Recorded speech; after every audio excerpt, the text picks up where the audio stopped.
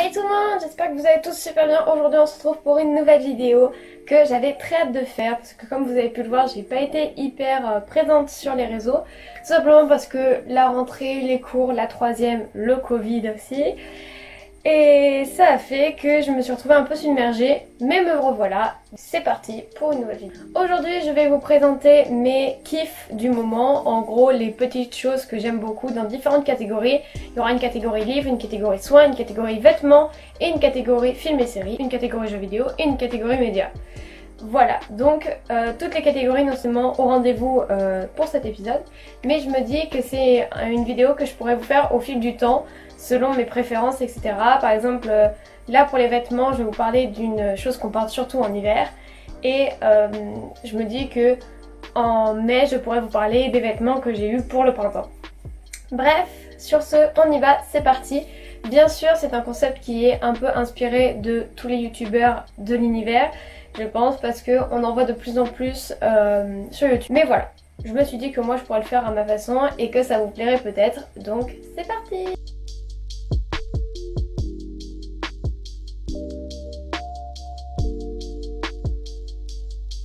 On va commencer par la catégorie livres, donc j'en ai 3 à vous présenter. On va commencer par celui qui est le moins intéressant. Je prends mon script 30 secondes pour lire ce que j'ai marqué. Donc on va commencer par le premier livre qui est La Chambre des officiers de Marc Duguin. Donc comme vous pouvez voir, j'ai mis plein de post-it parce que je devais avoir une éval dessus en cours. C'est un livre que j'ai dû lire pour les cours et en fait étonnamment je l'ai beaucoup apprécié. Vraiment les événements se suivent très bien, c'est pas ennuyant, c'est facile à lire. Et on comprend vraiment tout ce qui se passe dedans. Donc c'est un livre à propos de la Première Guerre mondiale, de la Seconde Guerre mondiale et de la vie en fait de l'auteur. Il nous raconte qu'il a été envoyé à la guerre lors de la Première Guerre mondiale en 1914. Et en fait en début de guerre il va se faire défigurer tout simplement par des Allemands lors d'une mission de reconnaissance alors que la guerre n'avait même pas commencé. Pas de chance mais en même temps ça l'aura sauvé car il va passer finalement toute la Première Guerre mondiale dans un hôpital pour les victimes atteintes au faciès. Donc là où il faut... Pardon, c'est par rapport au pix de ce que tu m'as raconté ce matin, c'est ton prof qui t'a répondu, c'était bon. Oui. Que t'avais pas besoin de le passer. Oui, tu peux taper à la pince quand tu rentres, tu sais. Excuse-moi. Oh là là, j'étais en pleine vidéo, là je viens de déchirer celle-là. C'est bon. Je disais donc, il va être interné dans un hôpital pendant toute la période de la Première Guerre mondiale. Et il va être opéré du visage afin de reconstruire un peu sa tête. On va rencontrer plusieurs personnages qui seront aussi atteints de la tête.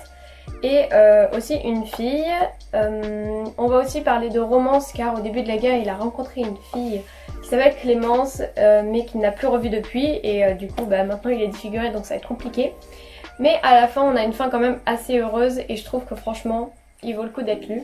Surtout si vous aimez bien les petites histoires car il fait à peine 172 pages. Mais en tout cas il est génial, franchement moi j'ai kiffé le lire, je l'ai lu très facilement et très rapidement. Commande de fou, vous voyez à chaque fois qu'il y a un post-it c'est un nouvel événement, donc il y en a quand même pas mal et ça se suit très très bien. Deuxième lecture, je vais faire, donc normalement elle n'est pas écrite dans le script, celle-là je l'ai rajoutée au dernier moment, ça me ressemble bien, j'ai créé un script hyper détaillé et tout sur mon tel pour au final ne pas l'utiliser. On va parler du nouveau roman de Stephen Meyer, donc qui est Midnight Sun, il est sorti il y a pas longtemps si je me trompe pas. Donc c'est en gros toute la trilogie Twilight racontée du point de vue d'Edward. Donc pour ceux qui l'auraient lu c'est du point de vue du vampire. Il est énorme, je l'ai même pas commencé, je crois que je dois être à peu près ça. J'ai pas pris le temps de le lire encore mais du peu que j'ai pu lire c'était vraiment hyper intéressant de voir comment est-ce que lui il percevait les choses. Et je trouve ça vraiment bien qu'on ait plusieurs points de vue en fait. Parce que j'ai aussi toute la saga du début, donc les 4 tomes. Et en fait j'ai kiffé les lire, vraiment ça a été une grande révélation. Le premier tome il m'avait été prêté par ma cousine et depuis je l'ai toujours. D'ailleurs Chloé si tu veux le récupérer il faudra peut-être que tu me le demandes parce que sinon il va rester chez moi. Mais voilà, du coup je les avais tous achetés et là quand j'ai su qu'il y en avait un nouveau je n'ai pas réfléchi, je l'ai tout de suite acheté, hein, on va pas se mentir. En même temps vous me direz Edward est probablement le vampire le plus sexy du monde et ceux qui sont Team Jacob sachez que je vous déteste. Bref, j'aime beaucoup ce livre, pour l'instant, de ce que j'ai lu j'adore le style.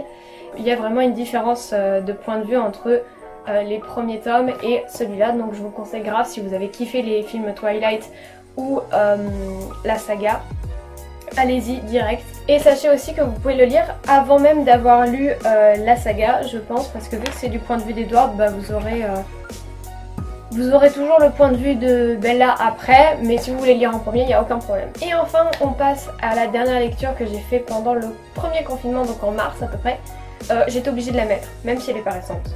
Elle est incroyable, et quand je vous dis incroyable, je pèse mes mots, c'est-à-dire que vraiment, je l'ai lu en moins de 2 jours, ok? D'habitude, je ne lis pas en moins de 2 jours, je lis en une semaine, je prends du temps, tu vois. Là, non. Killing November, c'est un livre que j'ai adoré, mais genre plus qu'adoré en fait. C'est l'histoire d'une fille qui se fait entre guillemets kidnapper dans une institut un peu spécial. On va lui apprendre l'art du lancer de couteau, de l'espionnage, du mensonge aussi. Je regarde un peu mes notes parce que j'avais quand même marqué. Donc elle sera bien sûr en internat, donc elle n'aura plus de contact avec l'extérieur. Donc comme je vous l'ai dit, elle va étudier plusieurs matières assez atypiques des assassins. Mais en fait derrière il y a toute une histoire de clan, de guerre, de rivalité, de contrôle du monde, enfin de la Terre. Et même si son but premier n'était pas d'aller là-dedans, en fait elle va se rendre compte que ça a venu à provoquer pas mal d'événements plutôt sombres dans l'internat. Et elle va devoir se mettre sur les traces d'un malfaiteur ou des malfaiteurs. Elle va se faire des amis même si elle sera très méfiante parce que bah ils maîtrisent tous l'art du mensonge, donc c'est incroyablement chiant. Et à la fin on a une chute incroyable vraiment. En fait elle est prévisible mais pas trop. Je m'explique. Mais si vous avez déjà lu des thrillers comme 7 lettres ou d'autres, franchement vous allez deviner la fin de celui-là. Mais c'est pas une mauvaise chose parce qu'en fait on sait pas comment est-ce qu'elle va s'en sortir au final. Il est trop bien, j'attends la suite et je prie pour qu'elle sorte très vite parce que j'en peux plus d'attendre. Et du coup, vu que j'en ai parlé, je vais faire ça en bonus. 7 lettres qui est un thriller, mon premier thriller que j'ai lu, il est incroyable. C'est l'histoire d'un jeune homme qui a perdu son meilleur ami parce qu'il s'est apparemment suicidé. Sauf que personne ne croit à son suicide et en fait le jeune homme va être sur les traces de l'assassin de son meilleur ami. Il va recevoir des lettres et va devoir découvrir des indices. Il va devoir se rapprocher de certaines personnes qu'il ne connaissait pas avant et il va découvrir que son meilleur ami avait en fait une seconde vie autre part. C'est un livre vraiment hyper intéressant, hyper bien écrit aussi. Je l'ai adoré et il est encore une fois extrêmement facile à lire, donc je recommande aussi. C'était un petit bonus, je vous le donne. Faites-en ce que vous voulez.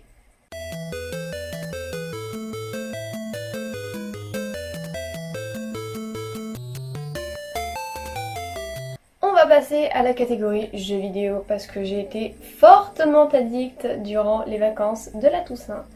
Je m'explique. Genshin Impact. Juste Genshin Impact. En gros, c'est un gacha RPG. Là par contre, il va me falloir mes notes. Je suis désolée, vous allez me voir lire, mais j'en ai besoin de mes notes parce que sinon je vais dire que de la merde.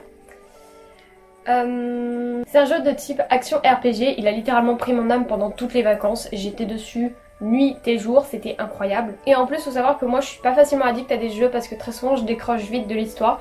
Alors que là, pas du tout. Vraiment, j'ai toujours envie de faire plus de quêtes et monter encore au niveau d'aventure.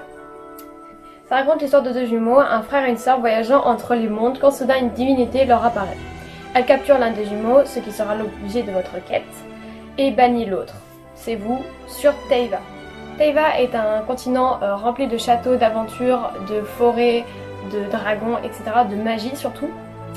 Ici, vous n'allez pas tarder à le comprendre, tout est régi par 7 affinités élémentaires, elles-mêmes incarnées par les 7 sages, Anemo, Cryo, Dendro, Électro, Géo, Hydro, Pyro. Donc c'est du latin. Anemo le vent, Cryo la glace, Dendro... Dendro ça doit être la terre? Non, c'est Géo la terre. Dendro ça doit être... Ah je sais pas du tout. Hydro c'est l'eau, Électro c'est... Dendro ça doit être la nature je pense. Donc le côté histoire et synopsis est vraiment un peu compliqué. Donc perso j'ai décroché de l'histoire, mais... Un truc qui est bien, c'est qu'à côté il y a plein de petites quêtes qui gardent quand même le fil conducteur et on comprend tout de suite ce qu'on doit faire, etc.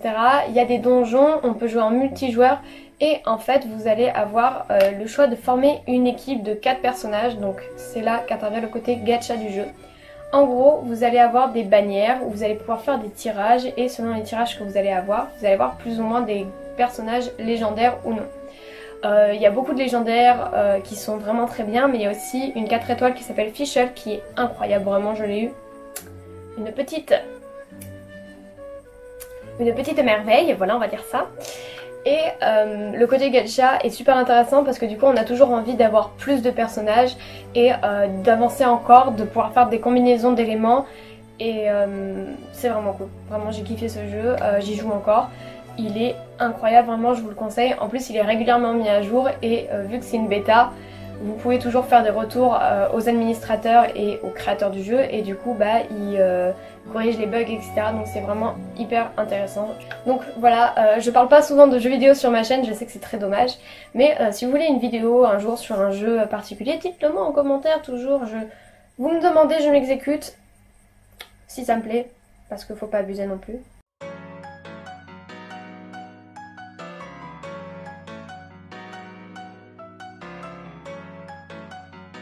On va passer à la troisième catégorie qui va être la catégorie soins make-up. Donc vous inquiétez pas les mecs, j'en ai pas pour longtemps. J'ai deux produits de la même marque, la même gamme et qui ont pratiquement pas le même effet mais qui sont incroyables, qui ont la même efficacité tous les deux. Je vais commencer par celui-ci. Donc c'est un nettoyant désincrustant 3 en 1 de chez Yves Rocher de la gamme Sebo Pure Vegetal. Donc c'est pour les personnes qui ont tout simplement des points noirs ou des grosses imperfections. Il est incroyable vraiment, c'est un gommage que vous appliquez et que vous appliquez sur la face. Vous frottez là où vous avez des points noirs et ça vous les enlève, c'est incroyable. Ça marche du tonnerre. Vraiment, moi j'ai l'habitude d'avoir énormément de points noirs ici. Quand je frotte bien, franchement ça part direct, c'est incroyable, il est trop génial. Et pour accompagner ce petit produit, parce qu'on a toujours des petits boutons, et bien j'ai trouvé la solution. C'est tout simplement cette petite chose, donc qui est encore de la même gamme que l'autre produit. Donc c'est une gomme SOS bouton. Donc en gros, voilà, je vais faire comme ma youtubeuse beauté très longtemps, vous inquiétez pas. Voilà, donc en gros vous avez une sorte de petite gomme. Vous pressez sur le tube pour faire sortir le produit et vous l'appliquez sur un bouton. Vous faites ça matin, midi, soir, sachant que ça forme des petites pellicules, donc quand vous remettez, vous faites en sorte de bien le laver quand même. Matin, midi, soir, et en à peu près 2 jours, votre bouton est parti. C'est incroyable, ça marche vraiment bien, enfin en tout cas sur moi je parle. Je l'ai beaucoup utilisé d'ailleurs, ça c'est un nouveau que je viens d'acheter. Il me sauve la vie, très clairement, on peut parler d'un sauveur. En plus il y a vraiment une bonne quantité de produits, même si le packaging est tout petit. Incroyable, je l'adore.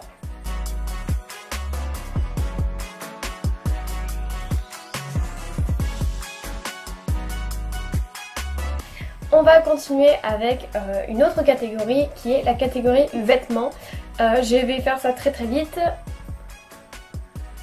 Tout simplement. Trop cool. Ce sont des chaussettes en pilo-pilo, donc elles sont fourrées à l'intérieur. Elles sont trop bien. Et elles tiennent tellement chaud. Celles-là je les ai achetées à H&M et elles sont antidérapantes aussi pour les gosses, c'est pratique. Il y en a dans toutes les tailles, toutes les coloris, toutes les formes, tout ce que vous voulez. Si vous avez 6 pattes, vous prenez 3 paires, c'est bon. Et vraiment je les adore. Voilà, c'était une parenthèse de vêtements. On passe à la suite.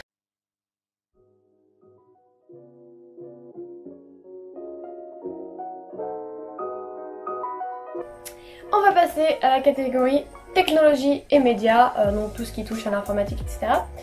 Et je vais commencer par mon petit bijou d'amour que j'aime. C'est un nouvel iPad. Donc c'est l'iPad, la 7ème génération, enfin c'est le dernier qui est sorti. Voilà, il est extrêmement cool. Il est très bien pour dessiner d'ailleurs, s'il y en a qui se posent des questions. Et voilà, franchement, je l'adore, il est trop génial. Mais voilà, il est extrêmement cool, je l'adore. La pochette est extrêmement pratique aussi d'ailleurs, car on a le petit étui pour mettre l'Apple Pen. Et oui, si je voulais dessiner avec, il fallait que j'ai le petit Apple Pen. Donc c'est le premier, la première génération. Donc là c'est aimanté, d'ailleurs je le savais pas, du coup je vous le montre parce que c'est... Il est très bien protégé, il y a une vitre de protection par dessus, c'est génial. J'ai le petit chiffon qui va avec pour les nettoyer, d'ailleurs il est crade. Je le chéris comme un gosse, très clairement, hein. Il dort avec moi, il mange avec moi, non je déconne, faut pas abuser non plus. Ouais, je fais hyper gaffe, franchement, je l'adore. Je vais essayer de dessiner un peu avec et je vous ferai des retours dessus. J'ai installé Procreate et je vais voir ce que ça donne. Pour continuer dans la catégorie médias, etc., je voulais vous parler d'une chaîne YouTube donc, que vous connaissez probablement. Ils viennent de passer les 1 million d'abonnés, c'est la chaîne de Hugo Décrypte. J'adore littéralement le concept de faire des actualités en moins de 10 minutes. C'est-à-dire que je peux pas suivre l'actualité, ça m'intéresse pas forcément.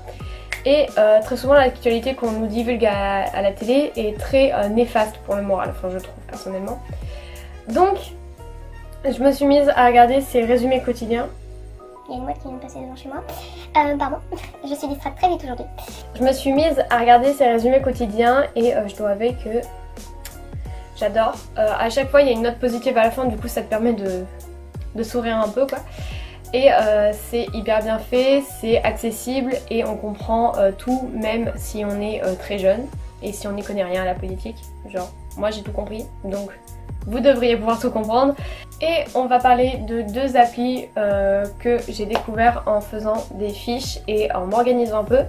On va commencer par Canva, donc vous devez connaître, ou Canva, enfin dites-le comme vous voulez. C'est un site de mise en page de CV, de lettres, de posters, de tout ce que vous voulez. Et en fait, je le trouve hyper pratique. J'ai d'ailleurs fait une fiche d'SVT avec. Bon, ça a été un peu galère, j'y ai passé 3 heures. Mais voilà le résultat. Je trouve ça extrêmement beau et j'adore. Très clairement, moi, il faut que mes fiches soient extrêmement belles, sinon j'arrive pas à les apprendre. C'est débile. Et j'ai fait également mon CV dessus et ma lettre de motivation aussi, si je me rappelle. Et du coup, j'ai adoré ce site. Voilà, tout simplement. Et d'ailleurs, mon script a été fait aussi dessus. Voilà. Vous pouvez le voir ici. Donc c'est hyper bien, je trouve ça vraiment cool. Et j'adore ce site, vraiment, dès que je dois faire quelque chose. Et pour finir, du coup, la deuxième application que je voulais vous recommander, c'était Asana. Donc c'est une application payante par contre. Mais on a 30 jours d'essai, donc moi perso, je vais garder mes 30 jours d'essai et puis après je verrai. Je pense pas que je vais l'acheter parce qu'elle me sert un peu, pas à grand chose, mais elle me motive vraiment. Donc c'est une application qui est faite pour les entreprises. Et les personnes ayant des projets en gros.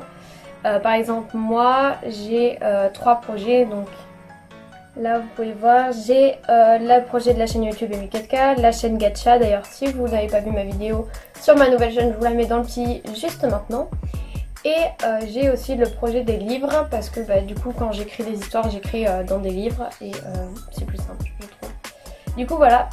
Et en fait on peut ajouter des membres, on peut mettre des tâches, vous pouvez organiser vos projets comme vous voulez, vous pouvez mettre en liste, en tableau, en calendrier, en progression, en discussion et c'est vraiment incroyable, franchement moi j'adore. Je l'ai fait en tableau, par exemple là on a les vidéos que je dois écrire, donc il y a anecdote de soirée, anecdote Angleterre, celle que je dois tourner, donc il y a celle maintenant, celle que je dois monter et celle que je dois publier. Et je trouve ça vraiment trop bien, trop pratique. En plus ça me motive de fou. Voilà. Sur ce, je vais vous dire à bientôt. J'espère que cette vidéo vous aura plu. Vous aurez remarqué, j'ai mon nouveau canapé. J'espère que cette vidéo vous aura plu. Je vais aller tout de suite la monter. Passer un bon deuxième confinement, en fait. Voilà, sur ce, je vous fais des gros bisous. À bientôt.